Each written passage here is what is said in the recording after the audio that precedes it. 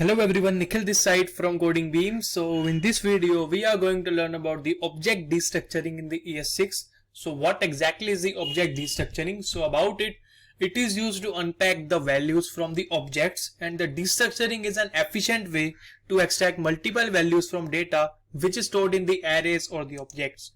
And it allows us to destructure the object's properties and values into some individual variables.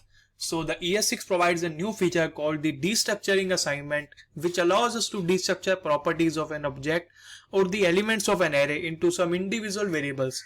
But why do we need the object destructuring? So if I have an object, like let person equals to an object, and about its the first name is equals to the John, and the last name is equals to the Smith. So if I will now save, and if I will now just console.log,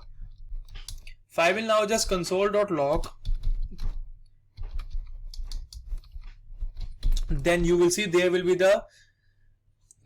this object in the console window. So if I want to store the values of these properties into some individual variables, then we need the object destructuring in the ES6. So about this, how can we do this? So for object destructuring, we have indexes in it. So if I want to destructure these object properties, then it would be new object, then let the property names like first name and the last name, and it will be equals to the person.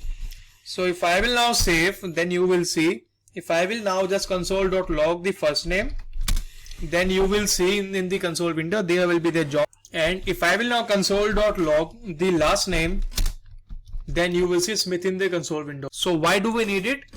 To provide values of objects properties to the variables and to dynamically use the objects. So this was about the object destructuring in the ES6. So thank you guys for watching the video, and I hope you will like the video, and guys please subscribe to our channel if you are new.